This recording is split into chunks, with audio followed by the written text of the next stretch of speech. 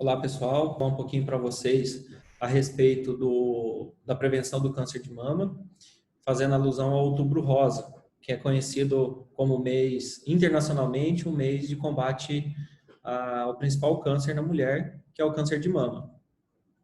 Meu nome é Vitor, sou cirurgião oncologista aqui na cidade de Dourados e preparei uma pequena apresentação para facilitar o entendimento e ficar mais fácil de eu passar alguns conceitos para vocês. Vou ficar aparecendo aqui no cantinho da tela. E abro a apresentação lembrando de uma notícia que saiu em 2018 no site da Record, R7, que apenas 23% das mulheres faziam os exames para diagnóstico do câncer de mama. Então, é um número extremamente baixo. Então, de cada 5 mulheres, apenas uma estão fazendo a mamografia, que é o principal exame para prevenção. No Brasil, a gente tem cerca de 60 mil novos casos por ano, fazendo uma regra, uma conta básica, uma regra de 3, em Dourados, com 200 mil habitantes, pelo menos 60 casos anualmente. Isso é uma estimativa matemática, a gente não tem uns dados mais precisos e confiáveis. Primeiramente, o que é o câncer? O câncer é uma célula que se desenvolve desorganizadamente. Então, consegue crescer sem o combate do nosso mecanismo de defesa. Então, as células conseguem crescer, evoluir, virar uma ferida, uma pequena ferida que pode crescer e se espalhar pelo corpo, formando metástases. Então, toda célula que cresce de forma desorganizada, de forma progressiva e consegue se espalhar, a gente chama de câncer.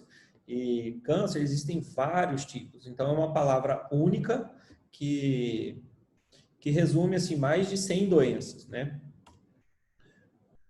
Ele pode afetar qualquer parte do organismo, qualquer órgão, inclusive os ossos. Algumas pessoas acham que o osso não é um órgão vivo, mas é sim um órgão extremamente importante. Além de dar estrutura, a forma para o corpo humano, alguns ossos são responsáveis pela formação do sangue, das células do sangue, células sanguíneas. Outra pergunta que as pessoas sempre fazem é se câncer tem cura. Então, gente, o câncer não é uma sentença de morte. O fato da pessoa ter câncer não leva ela, seria uma condenação à morte, tá? Pelo contrário, o câncer tem sim, apesar de ser impactante, uma notícia muito forte, às vezes desestrutura uma família, tudo mais, só que tem cura, tá? Tem cura sim, a gente tem vários casos. O que muda mais pra gente é o momento em que é feito o diagnóstico.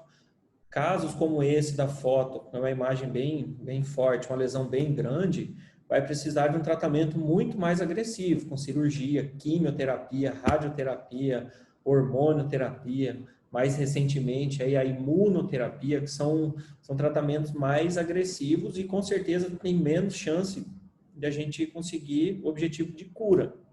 Então, o que a gente precisa fazer? Diagnosticar doenças nesses estágios aqui, como desse círculo, que é estágio que a gente não vê nada, são os casos iniciais. Então, aqui que entra a conscientização.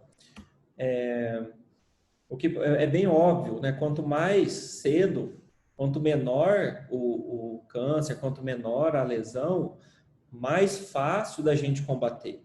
Então, a gente fala que são pequenas células iniciais, então o combate precisa de menos energia, um tratamento menos agressivo. E quanto mais avançado, mais pesado vai ser o tratamento. Mais forte, mais sequela, mais efeitos colaterais a gente vai ter. Quais os fatores de risco, o que aumenta a pessoa a ter câncer, principalmente o câncer de mama, tá? Especificamente o câncer de mama.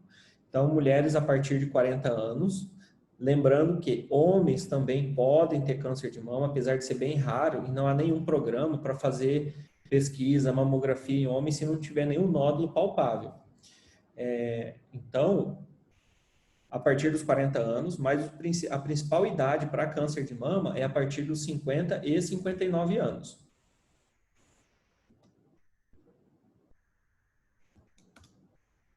consumo de álcool, obesidade, sedentarismo, radiação ionizante. Então, pessoas que trabalharam em setor de radiologia ou, como a gente teve os casos de câncer dos acidentes nucleares, né, em outros países, Chernobyl, entre outros. Um dado interessante é que 9 em cada 10 casos ocorrem em mulheres que nunca tiveram história na família. Então, se a mulher tem câncer de mama, fala, mas não tem ninguém na família que tem. Normal, 90% dos casos é o primeiro caso da família. Apenas 10% tem história familiar. Mas caso uma família tenha vários casos, aquela pessoa sim tem maior risco. A amamentação é uma informação importante. Quanto mais amamentar, menor o risco de ter câncer de mama. Então, a recomendação de amamentar pelo menos 6 meses depois que o bebê nasce. Não só por benefício do próprio bebê, mas também da mãe, pela prevenção do câncer de mama. Então, essas informações que eu vou passar agora são a respeito da prevenção primária. O que é isso? São sabendo os fatores de risco, o que as mulheres precisam fazer para evitar o câncer.